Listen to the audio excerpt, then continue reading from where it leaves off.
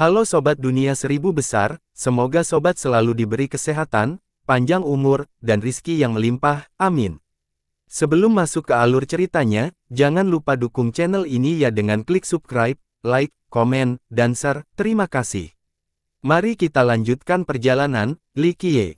Kerumunan itu berpikir bahwa tantangan itu masuk akal, Xiaoyun seharusnya mempunyai kesempatan ini untuk melakukan pemeriksaan demi kepentingan sekte. Bodoh, gumam Sang Dewi. Sang kepala asrama mendesah dan tidak menghentikannya. Jika kau tidak setuju dengan keputusanku, kau bisa bertanya pada pedangku terlebih dahulu, kata Qin Beifeng dengan nada mendominasi. Mengesampingkan posisi superiornya, dia masih lebih kuat darinya. Ini membuatnya berada dalam posisi yang sulit tetapi Li Qiye tersenyum dan melambaikan tangannya, aku bisa melakukannya. Akhirnya, dan kupikir kau akan terus bersembunyi di balik wanita. Xiaoyun berkata dengan dingin. Li Qiye menggelengkan kepalanya dan berkata, seorang raja naga namun tetap saja bodoh. Lembah ini akan menyingkirkanmu. Hahaha. Xiaoyun tertawa terbahak-bahak dan berkata, menyingkirkanku. Kau pikir kau siapa? Kau akan mati di tangan pedangku terlebih dahulu. Boom! Vitalitasnya meledak dan 4 buah suci terwujud menjadi kenyataan, melepaskan aura yang mendominasi. Bocah, terima saja kematianmu.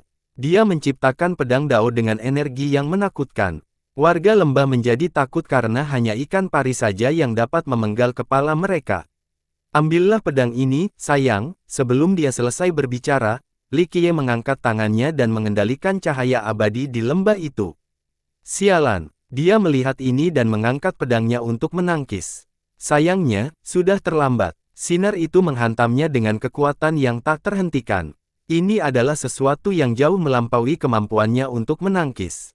Ah! Ia langsung meledak menjadi kabut berdarah. Angin meniupnya, tidak meninggalkan apapun kecuali kerumunan yang tercengang termasuk kepala asrama. Qin Beifeng dan Sang Dewi juga tidak tahu harus berbuat apa. Mereka tidak dapat menembus cahaya abadi, sementara Li Qiye mampu mengendalikannya seperti senjata. Xiaoyun akan hancur total, tetapi bagaimana Li Qiye melakukannya? Bisakah dia mengendalikan artefak abadi juga? Sang Dewi telah menduga hal serupa tetapi hal ini masih di luar imajinasinya. Suasana tempat yang indah ini hancur karena seekor kecoa. Li Qiye berkata sambil tersenyum sementara kerumunan masih butuh waktu untuk menenangkan diri. Cahaya itu mengikuti Li Qiye seperti seekor naga saat ia memasuki lembah. Berdengung, apapun yang ada di bagian dalam lembah menjadi lebih cemerlang, melepaskan lautan cahaya cemerlang yang mampu menenggelamkan sekte tersebut. Untungnya, awan itu hanya memenuhi lembah dan tidak meninggalkan pintu masuk. Tidak bocor, itu bagus. Banyak murid menghela napas lega. Sementara itu, Li Qiye menghilang dari pandangan. Artefak abadi itu akan segera memiliki pemilik. Sang Dewi bergumam, siapa dia sebenarnya? Qin Beifeng menarik napas dalam-dalam. Dia terpesona oleh satu aliran cahaya itu saat dia berjalan di seluruh lautan. Yang ditunggu, sipir itu menatap punggung Li Qiye dan menyadari sesuatu. Awalnya, Li Qiye tidak tertarik dengan artefak ini setelah mendengar tentang legenda dan hubungannya dengan peri penyapu awan. Ia berubah pikiran setelah melihat cahaya asli dan ingin melihatnya secara langsung. Boom! Artefak itu tampaknya mengetahui niat Li Qiye dan tidak menyambutnya. Sayangnya, kekuatan langsungnya tidak dapat memengaruhinya sedikit pun.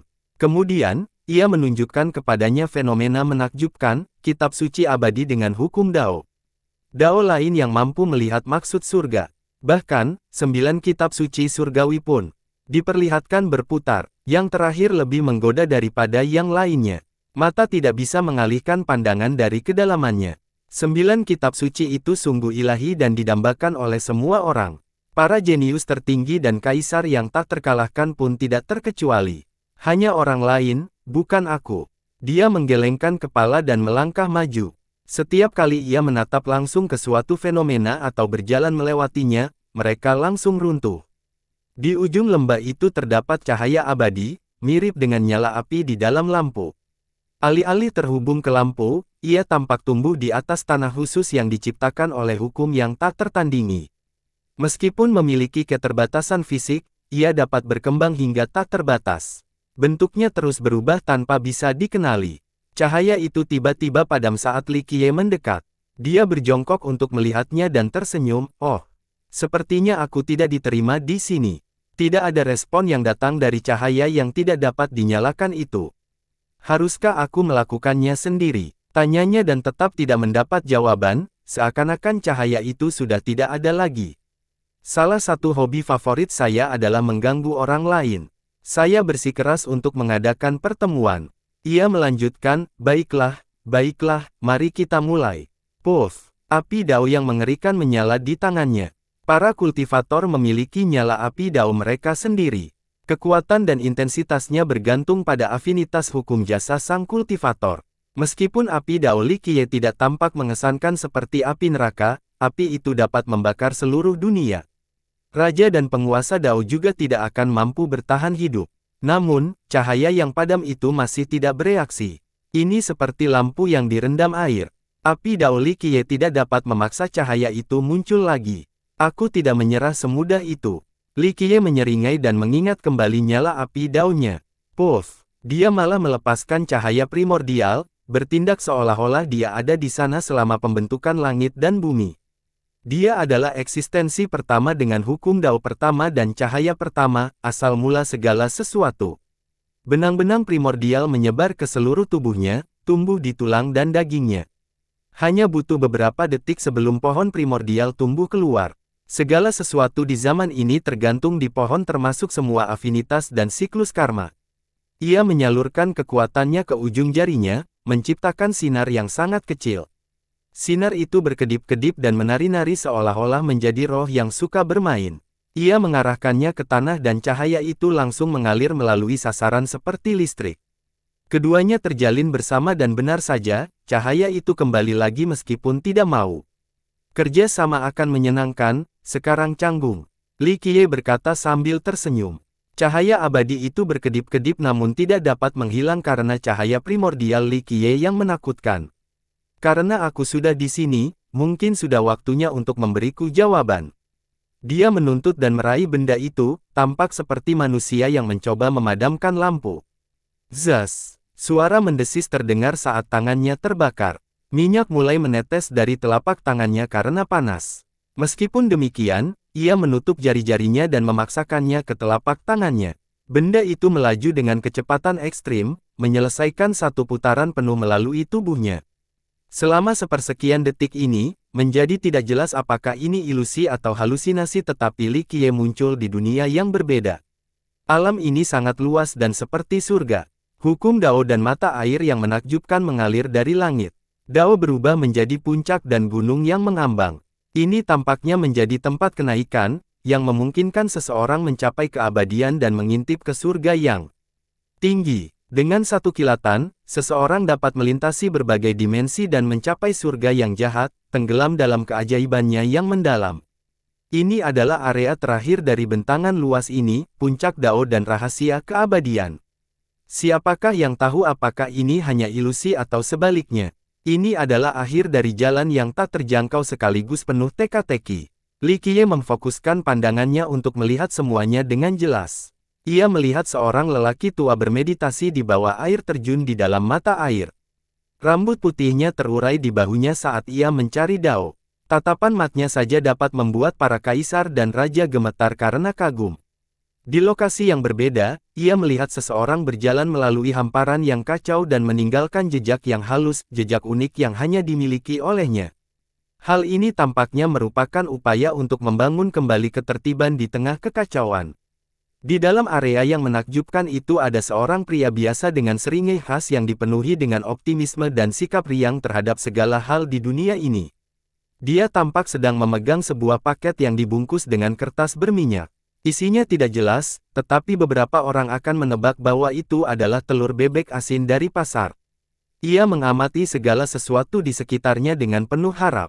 Misteri dan transformasi yang halus semuanya menarik dan layak untuk direnungkan. Setelah merenung sejenak, ia menggumamkan sesuatu kepada dirinya sendiri lalu melupakannya, melanjutkan perjalanannya. Di hamparan air yang luas, ada seorang pria dengan bunga teratai yang tumbuh di bawah langkahnya. Kehadirannya memancarkan kehidupan dan vitalitas. Selama dia ada, dunia yang runtuh dapat tumbuh kembali dari sehelai daun.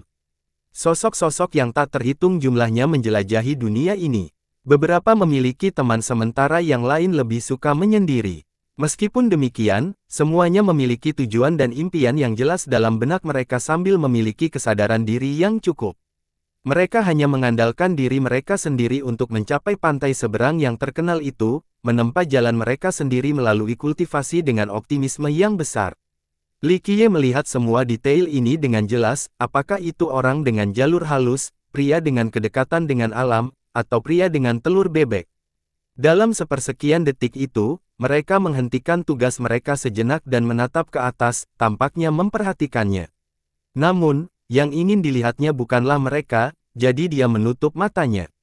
Semuanya menghilang, dunia yang luas, misterinya, dan para penghuninya menghilang begitu saja. Seolah-olah mereka hanyalah ilusi belaka. Haruskah aku melakukan perjalanan sendiri? Aku mungkin akan mencabut semuanya. Li Qiye tersenyum, seolah-olah tidak berbicara dengan siapapun. Bas! Tiba-tiba, semua alam menghilang termasuk 8 Desoles, 6 benua, dan yang lainnya di luar sana. Langit dan bumi berubah menjadi telur tanpa isi. Semua ketertarikan kembali menjadi diam. Li Qiye melangkah maju dan menambahkan gerakan pada keheningan. Sinar-sinar redup muncul, seakan ingin terwujud menjadi kenyataan tetapi tidak bisa. Hanya kematian yang menanti jika gagal. Cahaya primordial. Li Qiye duduk dan tahu apa sinar ini. Kau telah menyentuhnya. Sebuah suara datang dari jauh. Namun, bagaimana ini bisa terjadi jika tidak ada konsep waktu dan ruang dalam kekosongan ini? Selain itu, suara itu juga tidak menyerupai ucapan manusia, tidak dikomunikasikan melalui telinga melainkan melalui resonansi. Ya, aku pernah memilikinya sebelumnya. Li Qiye berkata sambil tersenyum. Kau seharusnya tidak datang. Suara itu terdengar lagi. Namun aku di sini dan kita akan mengadakan pertemuan. Li Qiye bersikeras. Benarkah? Tidak jelas kapan jawaban ini. Datang karena pengukuran waktu menjadi mustahil karena ketiadaan waktu sama sekali. Aku percaya pada diriku sendiri dan keberadaannya. Li Qiye mengangguk. Tidak, suara itu menyerupai sesuatu yang berasal dari hukum Dao, bukan makhluk hidup. Saya tidak setuju. Li Qiye berkata dengan percaya diri. Berdasarkan apa? Suara itu menjawab dalam benaknya. Tentang fakta bahwa aku memiliki keinginan primordial. Li Qiye tersenyum. Suara itu tidak menjawab kali ini, tampaknya sedang menunggu waktu yang tepat untuk meramalkan masa depan. Ia telah berubah menjadi pohon, tetapi masih di bawah kendaliku. Jadi, apa yang ingin kau lihat? Li Qiye melanjutkan. Seharusnya tidak. Suara itu menyimpulkan, mampu melihat pohon purba tumbuh di dalam Li Qiye. Alasannya, tanya Li Qiye. Kau tahu legenda itu? Suara itu menjawab. Yang mana? Li Qiye berbicara perlahan untuk menyiratkan sesuatu. Pemakanan purba. Butuh waktu lama sebelum suara itu muncul lagi. Sayangnya, aku tidak. Alasan mengapa aku memilikinya adalah karena aku hanyalah makhluk hidup, manusia biasa. Kata Li Qiye. Suara itu merenungkan masalah itu lagi. Ada sebuah pepatah dari dahulu kala. Li Qiye memulai pembicaraan lagi. Pepatah yang mana? Tanya suara itu. Kosmos adalah telur, permulaan agung melahirkan 9 kata, 9 kata menciptakan 9 harta karun, dan dari 9 harta karun muncul 9 kitab suci. Li Qiye berkata dengan nada serius, setiap kata bergema di kehampaan. Meski sebenarnya tidak ada sesuatu pun yang benar-benar ada di wilayah ini, Li Qiye mampu mewujudkan dirinya sendiri. Boom! Tiba-tiba, sesuatu meledak dan seperti telur yang dipecahkan. Cahaya primordial akhirnya lahir setelah fenomena retakan. Waktu dan ruang, karma, dan siklus lainnya muncul dalam cahaya ini. 9 kata tersebut terwujud menjadi kenyataan dan berputar terus-menerus di sekitar Li Qiye, sang pencipta. Ia duduk dan evolusi pun terjadi di sekelilingnya. Zaman seakan berlalu dalam sekejap mata. Siapa telur itu? Tanya suara ilusi itu. Siapakah 9 kata itu? Li Qiye menjawab dengan sebuah pertanyaan. Suara ini tidak terlihat dan tidak berwujud. Dia hanya bisa berbicara dengannya melalui pikirannya. Kamu adalah kata yang mana? Tanyanya menggunakan bahasa purba. Dao. Suara itu tidak punya pilihan selain menjawab. 9 kata dari awal. Sayangnya, bukan aku. Dia tersenyum. Untuk pertanyaan sebelumnya tentang telur, kau tahu jawabannya.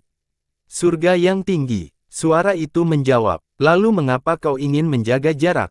Seorang manusia sepertiku tidak akan memakanmu. Dia tersenyum. Tampaknya jarak yang tak terhitung di antara mereka semakin dekat. Suara itu menjawab, kamu adalah telur kedua. Tidak, dia menggelengkan kepalanya. Untuk saat ini, kata suara itu.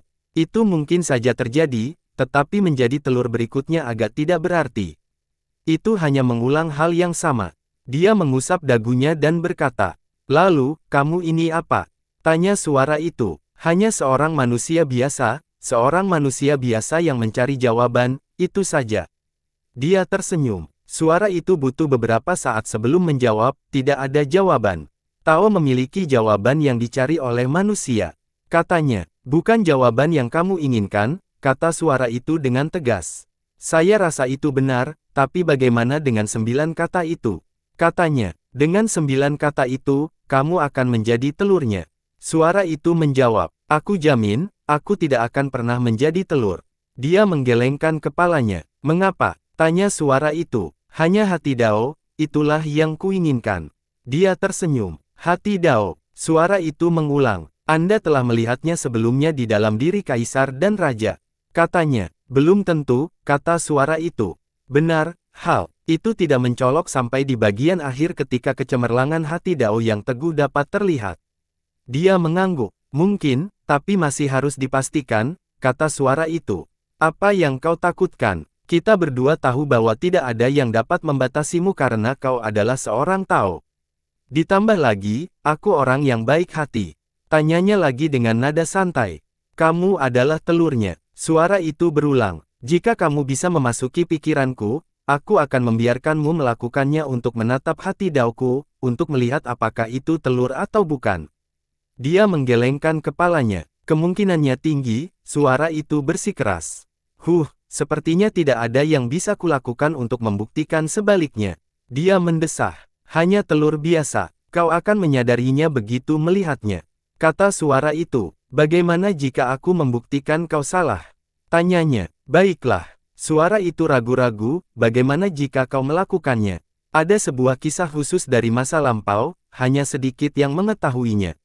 Dia mengusap dagunya dan mengemukakan sesuatu yang berbeda. Kau sudah melihatnya. Suara itu tampak enggan mendengar cerita ini. Tidak, tapi itu memang terjadi, bukan begitu menurutmu? Katanya, suara itu tidak menjawab. Ada seorang bayi kecil yang lahir dengan roh-roh kecil menari dan bernyanyi di sekelilingnya. Ia berkata, bayi itu meraih dan menangkap salah satu peri, lalu berbalik dan kembali tidur. Setelah lama terdiam, suara itu akhirnya menjawab, sekarang aku yakin bahwa kamu adalah telur, hanya telur yang tahu hal ini. Jika aku telur, aku akan menangkapmu sekarang juga. Dia menyeringai mengancam, yang tentu saja membuat suara itu takut. Hahaha, bercanda, kalau aku benar-benar ingin menangkapmu, aku akan pergi sendiri daripada menggunakan cara ini untuk mengobrol. Dia tertawa dan melambaikan tangannya. Telur tidak dapat diprediksi, kata suara itu. Berhentilah membuatku mengulang perkataanku, aku bukan telur. Ucapnya tak berdaya, tetapi suara itu tampaknya tidak mempercayainya. Jika kamu sudah berada di tempat itu dan situasinya tepat, apakah kamu akan berubah menjadi telur? Tanya suara itu. Tidak akan pernah, jawabnya tegas. Telur ini bukan telur. Suara itu diyakinkan olehnya. Tidak bisa lepas sama sekali dari topik telur, apa yang sebenarnya terjadi. Dia tersenyum kecut. Karena telur itu, kata suara itu sudah lama sekali, telurnya tidak seperti dulu lagi. Dia menggelengkan kepalanya. Tapi tetap saja itu telur, kata suara itu. Dia merenung dalam diam sejenak sebelum menjawab, mungkin kau benar, aku belum cukup memikirkan hal ini. Mungkin aku sudah bias sejak awal, mungkin aku memang telur. Tepat sekali, kata suara itu. Jadi, apa yang menyebabkan semua ini? Renungnya. 9 kata. Suara itu menjawab. Benar, 9 kata itu. Li Qiye menepuk pahanya dan berseru. Berapa banyak yang ada di bawahmu saat ini? Tanya Li Qiye. Suara itu memerlukan waktu lama untuk menjawab, sepertinya berusaha mengingat atau menghitung jawaban, tidak yakin, setidaknya setengahnya tidak diketahui. Setengah. Ia berpikir, beberapa akan berupa transformasi dan derivasi sementara yang lain berupa agregasi. Semuanya ada di dunia fana. Suara itu melayang jauh, menyatu dengan alam bawah. Aku rasa tidak. Dia menggelengkan kepalanya. Suara itu ada di mana-mana dan dapat menghasilkan segalanya. Ia melakukan siklus penuh kemakmuran dan perdamaian. Ini berlangsung tanpa henti sebelum ia menjawab, arus dunia saling terhubung dan selalu terintegrasi. Semua koneksi inilah yang membuat telur itu terbangun. Sebuah zaman dan momentumnya. Li Qiye tersenyum. Ya, selama masa keemasannya. Suara itu melanjutkan proses perhitungannya. Apa akibat dari kata-kata yang hilang atau kesembilan kata tersebut ada di sana? Yang pertama mungkin mengakibatkan ketidaktahuan dan tidur terus-menerus, tetapi jika kesembilan kata tersebut ada di sana, apakah itu meningkatkan penerimaan? Tanyanya. Suara itu terus terdengar namun tiba-tiba, kilatan petir terdengar. Sebuah gambaran yang terlihat di antara kilatan petir, apakah ini surga yang tinggi? Kamu tidak yakin? Li Qiye tersenyum. Telur seperti dirimu sudah tahu. Suara itu tidak memberikan jawaban. Sayangnya, aku tidak. Dia menggelengkan kepalanya. Jika kamu berubah menjadi telur, mungkin kamu akan melihat kesembilannya, kata suara itu. Kau mengatakan ini hanya karena aku bukan salah satunya. Jika aku melakukan perubahan itu, kau akan lari menyelamatkan diri. Dia tersedak. Setelah hening sejenak, suara itu menyarankan, mungkin gulingkan salah satu avatar sebagai katalis. Mungkin sudah tidak ada lagi atau sudah menyatu, katanya. Jadi ya, suara itu berkata, apa yang akan kamu lakukan dalam posisi ini? Melakukan simulasi. Simulasi itu tidak mungkin karena saya tidak pernah berpikir untuk menjadi telur. Dia menggelengkan kepalanya. Dan kenapa begitu? Suara itu semakin dekat, seakan-akan ada tepat di depannya untuk dilihat lebih dekat. Aku bukan telur dan tidak pernah menjadi telur, jati diriku yang sebenarnya adalah aku sendiri. Dia adalah telur karena itulah animanya. Dia tersenyum. Animanya. Suara itu berpikir, bagaimana kalau bukan? Menurutmu, apa anima dan jati diri telur itu? Dia mengajukan pertanyaan penting. Sesuatu berkelebat sesaat di depan Li Qiye. Tidak ada. Suara itu berkata dengan tidak yakin. Kalau begitu, bukankah cocok sekali dengan telur? Lebih lanjutnya, coba untuk mengekspresikannya. Suara itu akhirnya menyarankan. Apa maksudnya? Tidak ada yang akan menjadi tidak ada. Dia menggelengkan kepalanya. Bagaimana dengan kata-kata itu? Tanya suara itu dengan nada optimis.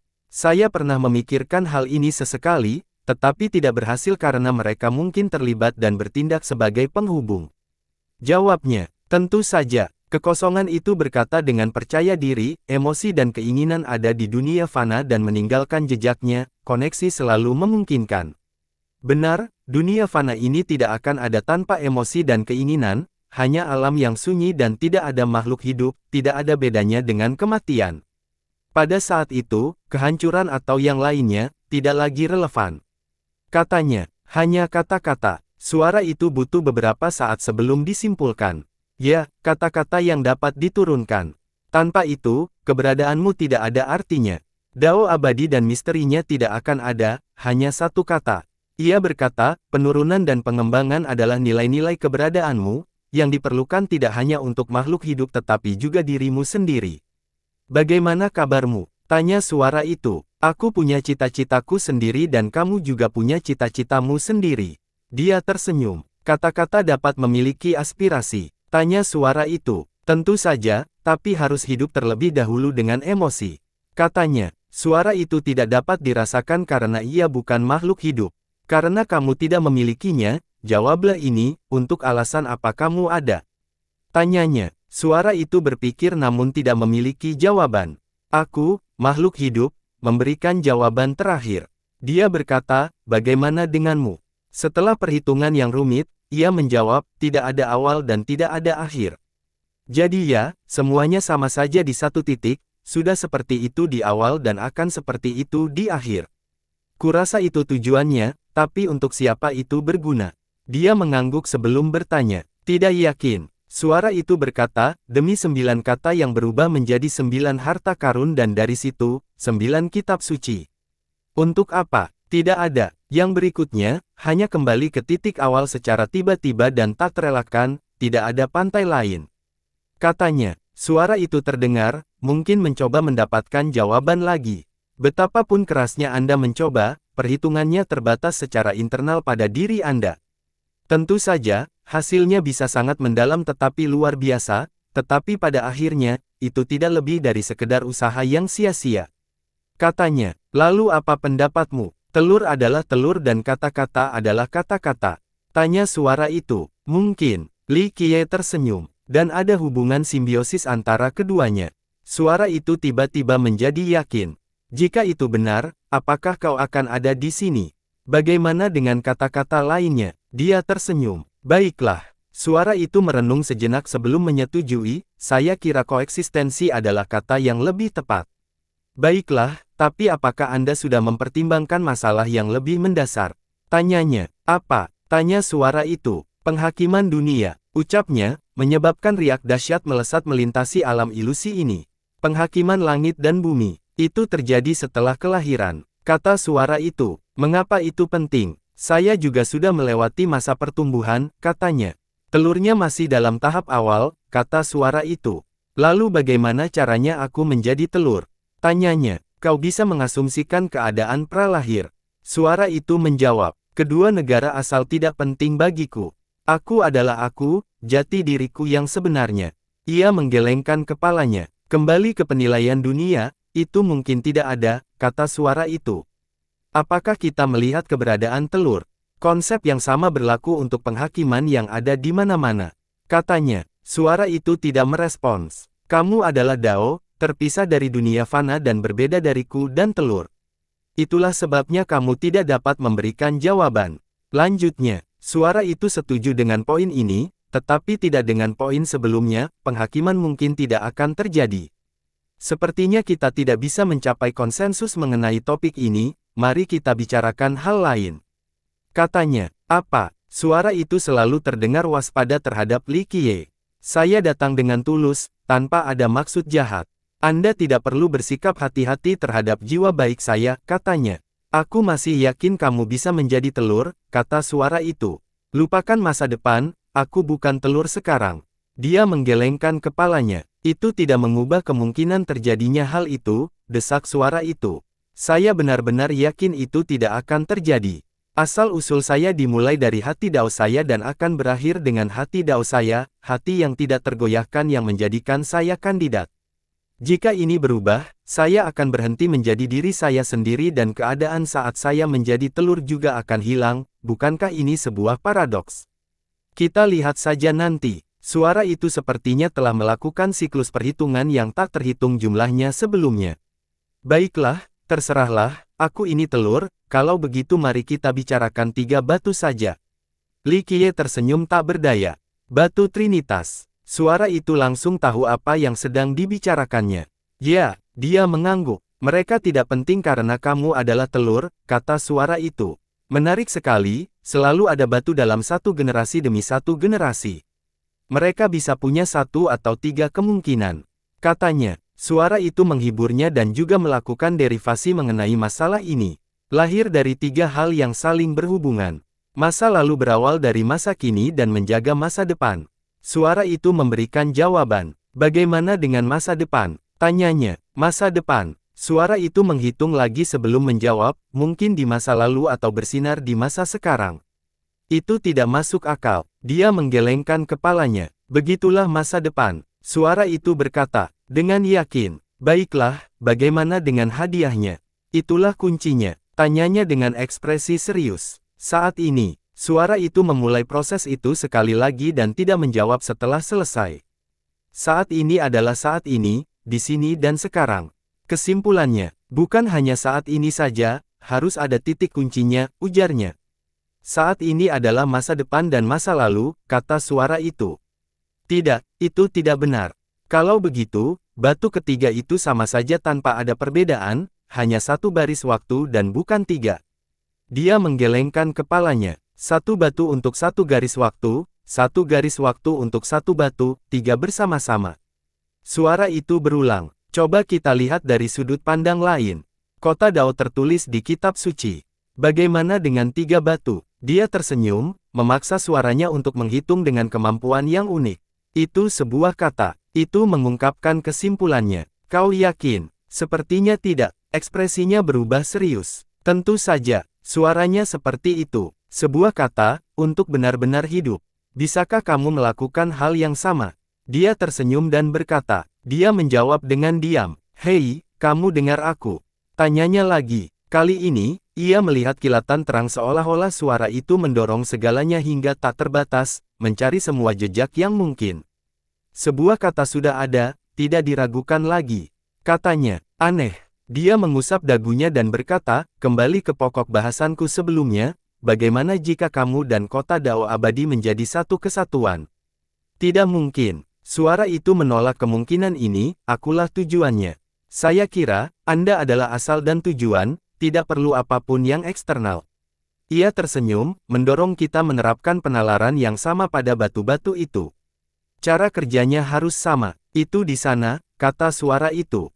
Mengapa demikian? Saat ini, seharusnya hanya ada satu batu dan ketiganya bukan satu saat ini. Saya bertanya-tanya apakah ada yang salah. Dia berspekulasi. Tidak ada. Suaranya tidak terdengar yakin kali ini. Jika Anda tidak yakin, cobalah berkomunikasi dan ajukan beberapa pertanyaan. Katanya, tidak mungkin, dia tidak tahu di mana dia berada dan dia tidak akan merespons. Jika Li Qiye dapat melihat entitas ini, dia akan melihatnya. Menarik. Bagaimana dengan kata-kata lainnya? Tanyanya. Tidak tahu. Jawab suara itu. Tidak tahu atau tidak mau memberitahu saya. Dia tersenyum. Kembali di Sunset Glow Peak, anggota sekte menatap lembah sempit dengan napas tertahan, menunggu kembalinya Li Qiye.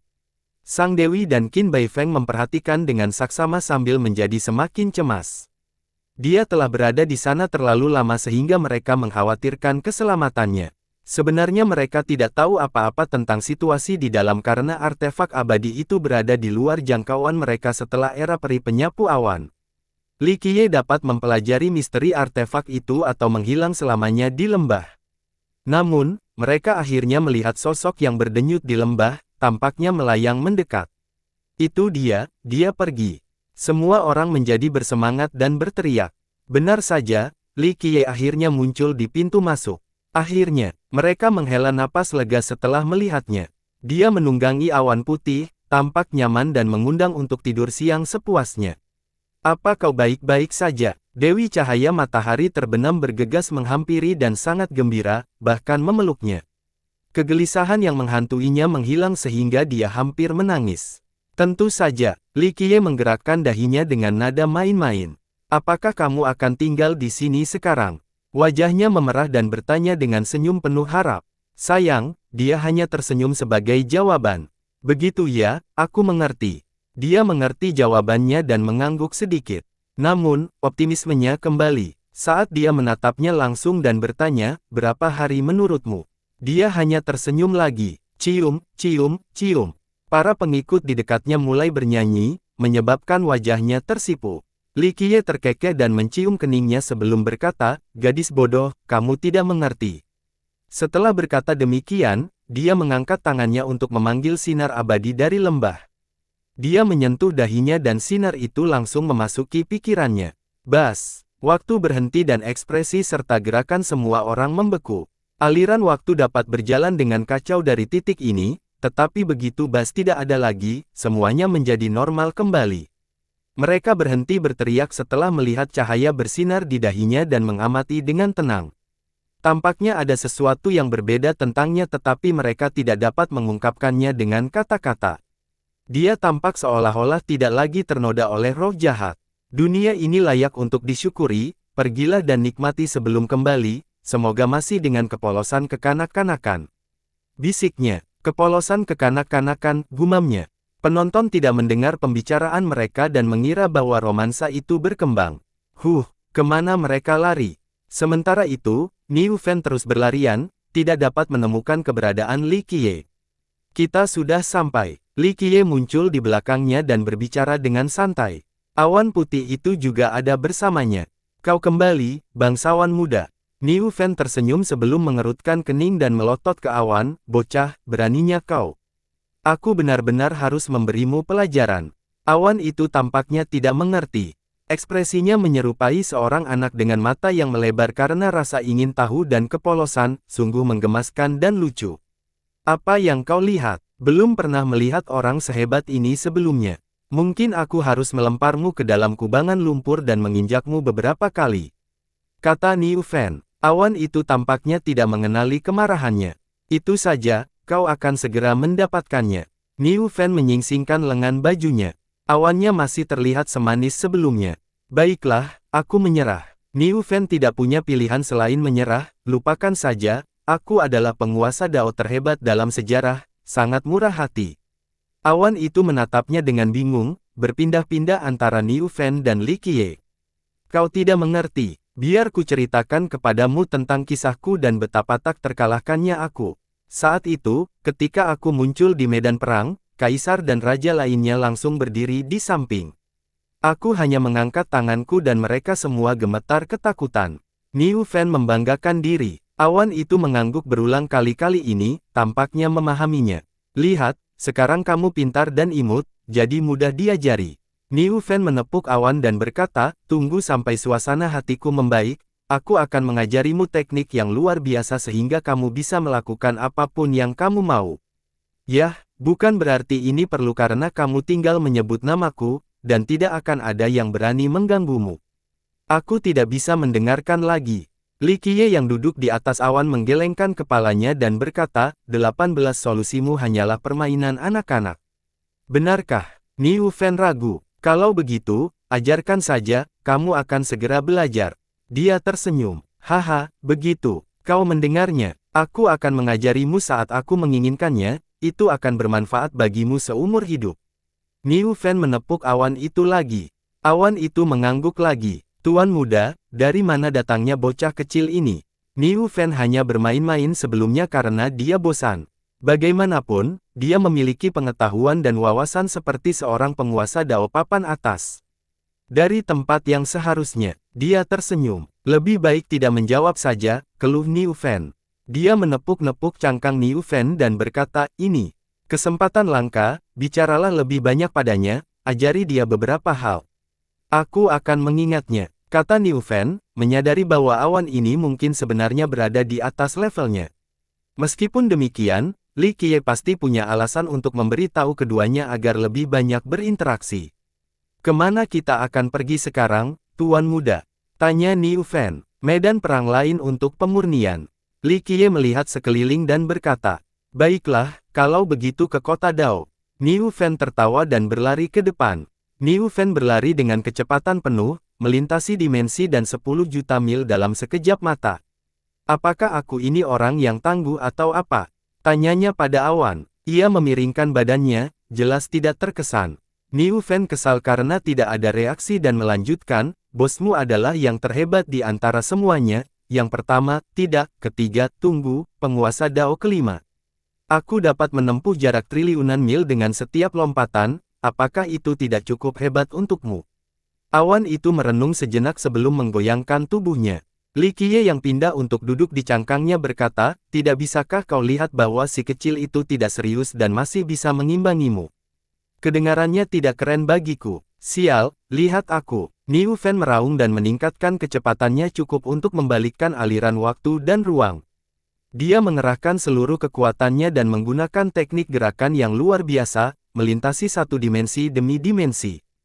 Celakanya, meskipun kecepatannya bagaikan badai, awan itu masih berada di dekatnya, hanya melayang normal tanpa melakukan sesuatu yang khusus.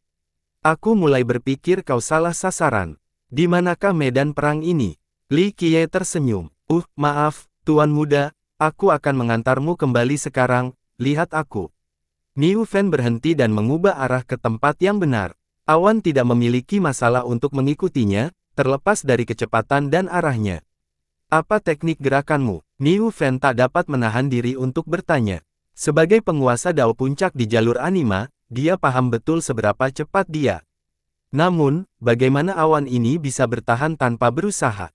Awan itu memiringkan kepalanya, seolah-olah sedang merenungkan pertanyaan itu. Namun, ia tidak tahu teknik apapun, mengapung adalah kemampuan alami. Li Qiye tersenyum dan tidak menghentikan Niu Fan dari bersaing dengan awan. Selama perlombaan, sebuah kereta kuda benar-benar muncul dan mengikuti mereka. Hal ini hanya memotivasi Niu Fan untuk melaju lebih cepat. Dia mengaktifkan vitalitas dan 12 buah dao miliknya. Pohon anima miliknya menjadi cemerlang dan melepaskan kekuatannya dengan deras. Pergi, awan itu memang bisa mengimbanginya. Namun, dia tidak mau kalah dari kereta ini. Sayangnya, ia masih mendengar derit roda di sebelahnya, tanda bahwa ini tidak berhasil. Akhirnya, vitalitas dan energinya terkuras cukup banyak hingga memaksanya untuk melambat. "Hai, tampan, mau ikut jalan-jalan denganku?" Sebuah suara genit terdengar dari kereta dan membuat bulu kuduk Niu Fan merinding. Dia melirik dan melihat seorang wanita berpakaian tidak modis dengan riasan tebal, tampak seperti pengantin di hari pernikahannya. Tubuhnya yang montok saat bergerak itu meresahkan dan membuat bulu kuduknya berdiri. Bagian terburuknya adalah sikapnya yang genit meskipun penampilannya. Satu kedipan mata darinya akan membuat para lelaki berbalik dan lari. Beruntungnya, pola pikirnya yang kuat berkat era kultivasi, mencegahnya mengumpatnya. Li Qiye menepuk punggungnya dan dia berhenti berlari. Kereta itu pun berhenti. "Wah, kamu dapat kendaraan baru, mewah sekali." Ajiao melambaikan jarinya yang mungil dengan gaya genit sambil menatap Niu Fan. "Nona, senyummu membuatku merinding." Dia tak dapat menahan diri untuk berkata, "Apa yang kau katakan, siput kecil? Beraninya kau mengkritik wanita cantik sepertiku." Dia mengedipkan mata menggoda pada Li Qiye sebelum menendang siput itu dengan cepat, membuatnya terlempar ke cakrawala. "Yon Eng Master, aku akan menjemputmu nanti malam." Suaranya terdengar dari jauh. "Awan ini sangat lucu dan lembut, biarkan aku menyentuhmu." Dia kemudian mengalihkan perhatiannya ke arah awan itu. Ia segera berlari dan menghilang dari pandangan. "Baiklah, adik kecil, sekarang hanya kau dan aku, mari kita lanjutkan kisah cinta kita." Dia memegang lengannya dan berbisik. Li Qiye tersenyum dan mengikutinya menaiki kereta. "Jalan!" teriaknya dan kereta itu melesat di atas cakrawala. Li Qiye duduk santai sambil bersandar di bahunya. Tubuhnya yang besar tampak seolah-olah dapat meremukkan tulangnya. "Sudah lama, apakah kamu merindukanku?" tanyanya malu-malu namun terdengar menyeramkan. "Sama sekali tidak." Dia tersenyum. Kejam sekali, apa kau menemukan cinta baru?" Dia menghentakkan kaki kereta kudanya, membuatnya berguncang hebat. "Sudah kuduga, kau pasti telah merayu kakak perempuan kita," katanya dengan marah, "itulah sebabnya dia datang." "Apakah kamu yakin kalau itu adikmu dan bukan orang lain?"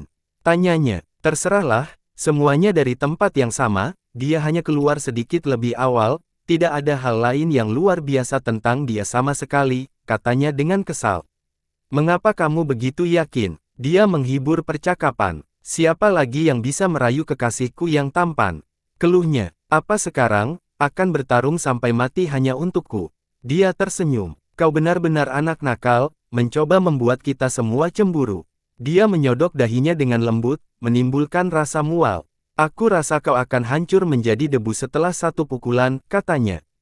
"Tidak mungkin, kan aku tidak melakukan apa-apa," katanya. "Adik kecil, apa kau sudah bosan padaku, akan meninggalkan istrimu yang malang?"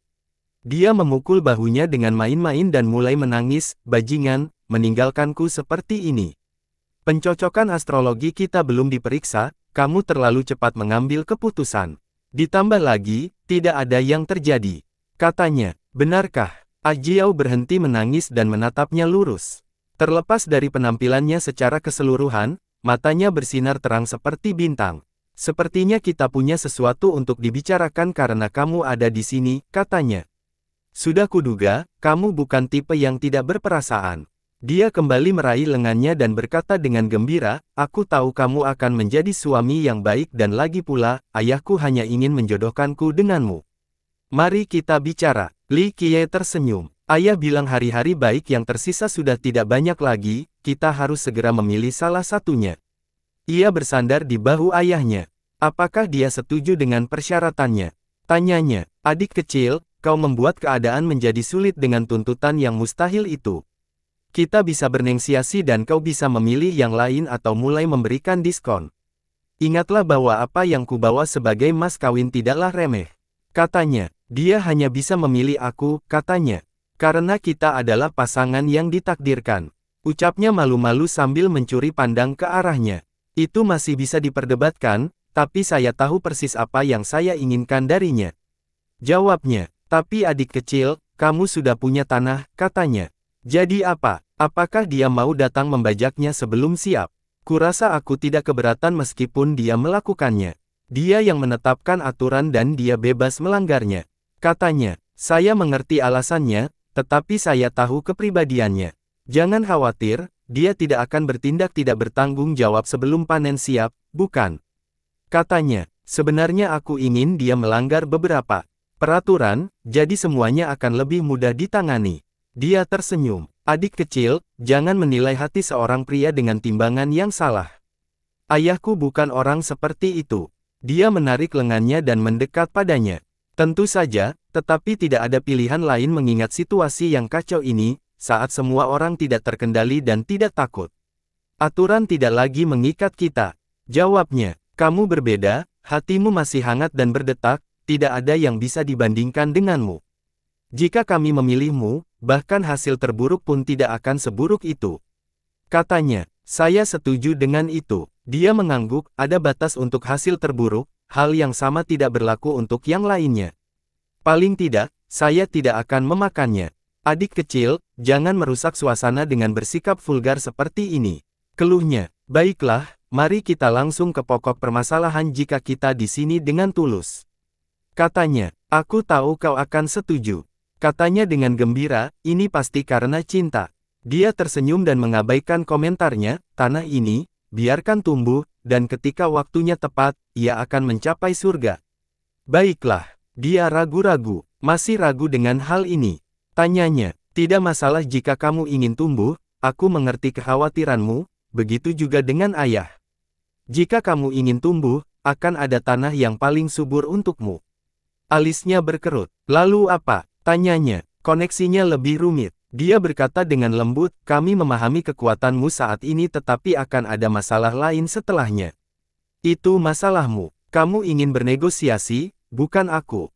Lagi pula, aku bukan orang yang tamak dan tahu kapan harus berhenti. Katanya, dia mengerutkan kening lagi. Kau tidak percaya padaku? Tanyanya, tentu saja. Dia memegang lengannya lebih erat, aku tidak akan berada di sini sekarang jika kita tidak mempercayaimu. Dan lagi, begitu kita menikah, apa yang menjadi milikku adalah milikmu dan apa yang menjadi milikmu adalah milikku. Katanya, mari kita perjelas sekarang juga, tidak akan ada hal seperti itu yang terjadi, katanya. Kamu kasar sekali, kamu tidak berpikir suami istri seharusnya berbagi kemakmuran bersama. Keluhnya. Percakapan dan ikatan ini akan terlupakan saat aku sampai di sana, katanya. Tidak mungkin, kita akan menjadi keluarga kalau begitu. Katanya, kalau begitu, aku boleh meminta beberapa hal, kan? Dia tersenyum. Selama itu masih dalam kekuasaanku, katanya dengan menawan. Jangan khawatir, tidak ada yang penting, hanya beberapa kata saja. Dia tersenyum. Ekspresinya berubah tajam saat dia terdiam. Jadi tidak semuanya bisa dinegosiasikan. Ini sepertinya jalan buntu. Katanya, adik kecil, kau tahu ini bukan hal yang bisa disepelekan. Katanya, jika kau menginginkan kata-kata itu, kau harus melakukannya sendiri dan ada masalah dengan itu. Aku yakin kau tidak ingin berurusan dengan akibatnya. Katanya, jadi pada akhirnya, saya tetap harus melakukan perjalanan sendiri, katanya. Kami menyambut kedatanganmu. Rasanya sama seperti pulang ke rumah. Dia mengusap dadanya dengan jarinya. Saya yakin kemungkinan besar saya tidak akan pergi setelahnya, katanya. Adik kecil, jangan menghasut, itu sama sekali tidak jantan. Dia cemberut. Bukannya hal itu belum pernah terjadi sebelumnya. Saya hanya menyatakan kemungkinannya saja. Katanya, apa kau khawatir tentang ayah atau aku? Atau mungkin kau pikir orang desa yang kejam itu akan menculikku? Katanya, aku tidak keberatan melihat itu sama sekali, itu tidak akan jadi masalah besar bagiku. Dia menyeringai, sungguh tidak berperasaan. Dia menghentakkan kereta itu dan meninggalkan kerusakan yang cukup parah. Lubang-lubang sudah digali, siapa tahu apa yang akan terjadi selama turunnya. Penguburan atau pembersihan yang berhasil. Katanya, jadi, kau memang mengkhawatirkan kami. Dia lebih puas dengan kalimat ini. Kesampingkan semantik hubungan yang benar, aku memang khawatir dengan kakak perempuanmu. Dia mengelus dagunya dan berkata, aku tahu itu, laki-laki selalu mencari sesuatu yang baru, sekarang kau tergila-gila pada adikku. Apa kau tidak peduli padaku sama sekali? Protesnya, apa yang perlu kamu khawatirkan? Kamu kan tidak akan ikut berperang. Akulah yang akan mendapat masalah jika mereka berhasil. Katanya, hehe, aku yakin kau tidak benar-benar berpikir seperti itu, hanya tidak mau mengakui bahwa kau mengkhawatirkanku. Dia berkata, yakinlah, kita punya cara sendiri saat turun, kita akan menyapu semua pembuat onar dan hama, dan tidak ada yang akan luput. Saya harap begitu, tetapi tidak ada rencana yang sempurna. Beberapa ikan akan berhasil lolos dari jaring, katanya. Anda bisa mengurus mereka yang lolos dari jaring, katanya. Jika saya harus melakukan itu, tuntutan saya cukup masuk akal. Mungkin perubahan ketentuan diperlukan. Dia tersenyum. Tidak perlu begitu, anggota keluarga tidak perlu bersikap pelit satu sama lain, katanya genit. Saya kira negosiasi tidak diperlukan untuk ini karena hal itu akan tetap terjadi.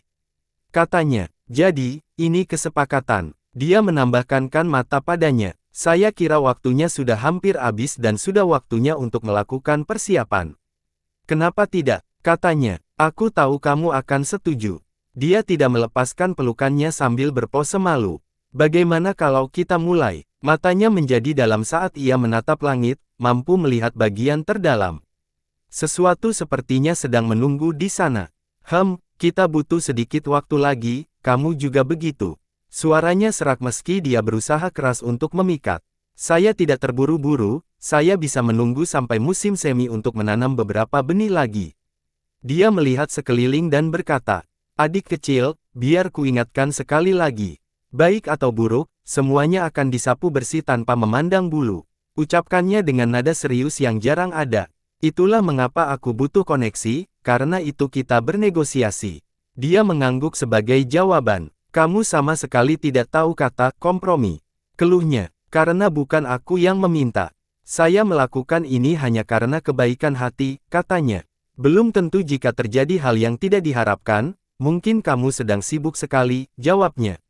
Sesuatu yang tidak terduga, mungkin aku akan menusuk seseorang dari belakang, itu akan mengubah pemenangnya sepenuhnya sambil tetap membasmi hama. Dia tersenyum, tapi kamu bukan tipe orang seperti itu. Dia kembali ke posisi genit. Mungkin saat itu aku bukan manusia lagi, jawabnya. Kau benar-benar anak yang nakal. Dia bertanya lagi. Oleh karena itu, keadaan akan berubah dan menjadi tidak terduga. Pilihan sulit akan diambil, katanya. Aku percaya padamu, kamu bukan orang yang suka menusuk dari belakang. Matanya penuh dengan tekad. Mengapa harus ada mosi percaya? Tanyanya, jika kamu ingin menusuk dari belakang, kamu tidak akan berbicara denganku sekarang. Jalanmu pasti berbeda, sama seperti yang lain. Katanya, itu benar. Dia mengangguk, menusuk dari belakang tidak berarti apa-apa, itu hanya masalah menang atau kalah, itu bukan tujuanku. Karena itulah aku percaya padamu, katanya. Dan karena itu, akulah satu-satunya pilihan. Kau juga hanya punya satu kesempatan. Katanya. Saya tidak tahu apakah saya akan membuat pernyataan yang mutlak seperti itu. Ayah saya punya banyak metode, Anda tahu ini. Jawabnya, memang, ketika ada cukup waktu. Tapi sekarang, waktu tidak berpihak padanya. Dunia yang luas ini belum diteliti secara menyeluruh. Berapa lama waktu yang dibutuhkan? Kata Li Qiye. Dia berhenti sejenak sebelum melanjutkan, jika tebakanku benar, jalan masuk ke dunia ini belum selesai. Bagaimana aku harus menjawabnya? Aku juga tidak yakin, katanya. Kau tahu penjelasannya. Usaha yang dilakukannya cepat, tetapi membentuk avatar untuk tujuan ini tidak terjadi begitu cepat. Dia tersenyum. Bukankah ini lebih baik untukmu? Kamu punya lebih banyak waktu, katanya.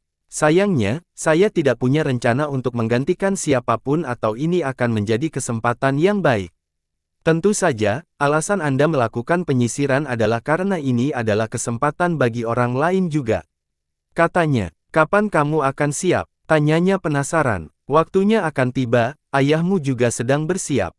Katanya, ayah saya selalu siap, katanya. Begitukah? Kalau dia sudah siap, kenapa kau ke sini untuk membicarakan masalah ini denganku? Dia melihatnya. Adik kecil, tidak perlu mengungkap semuanya. Dia bertanya. Dia tersenyum dan menatap tajam ke bawah. Setelah beberapa saat, dia bertanya, apakah kamu tidak berpikir bahwa ketika aku setuju, misimu akan berakhir? Senyum di wajahnya menghilang dan waktu pun berhenti. Kau akan kembali nanti, kau akan jadi siapa? Dia menatap dan bertanya. Dia menarik napas dalam-dalam dan meyakinkan. Di balik penampilan yang tidak menarik, ada peri yang tak ditandingi.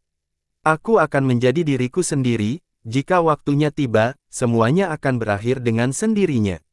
Ucapkannya dengan sungguh-sungguh. Bagaimana rasanya mengetahui hal ini? Tanyanya. Kamu pernah melakukannya sebelumnya, ceritakan saja padaku. Jawabnya, menyakitkan, tapi saya akan melakukannya lagi. Katanya, baguslah kalau kamu merasa seperti itu, kamu masih menjadi dirimu sendiri, katanya. Dan kamu, tanyanya, begitu juga denganku, aku akan tetap menjadi diriku sendiri. Ujarnya sambil menatap ke atas.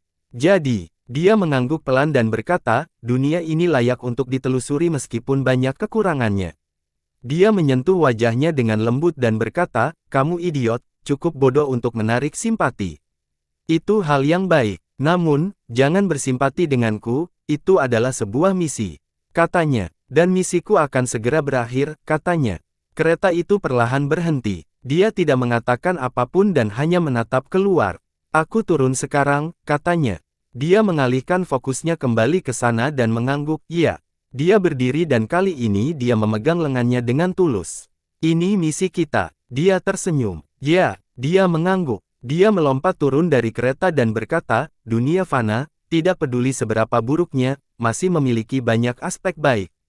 Dan kau bagian darinya. Dia tersenyum. Apakah itu pujian atau hinaan? Tanyanya. Aku memuji kamu. Senyumnya terlihat menawan saat ini meskipun ditampilkan saat ini. Kamu cantik, katanya. Dia melompat turun untuk memeluknya, tubuhnya yang tegap terasa seringan burung layang-layang. Selamat tinggal, tampan. Ucapannya lembut. Selamat tinggal selamanya. Dia memeluknya kembali dan mengangguk. Baiklah, selamat tinggal selamanya. Dia mencium keningnya sebelum melompat kembali ke kereta. Kereta itu mulai terbang menuju Cakrawala. Jangan lupa bahwa kamu memiliki istri bernama Ajiao. Suaranya datang dari atas saat kereta itu melompat ke surga yang tinggi. Ledakan. Ia melesat ke atas ke tempat yang tak terjangkau oleh makhluk apapun. Partikel emas berhamburan ke bawah dan orang-orang dapat melihat dunia yang agung selama sepersekian detik. Li Qiye mendesah sentimental setelah kepergiannya. Bersambung.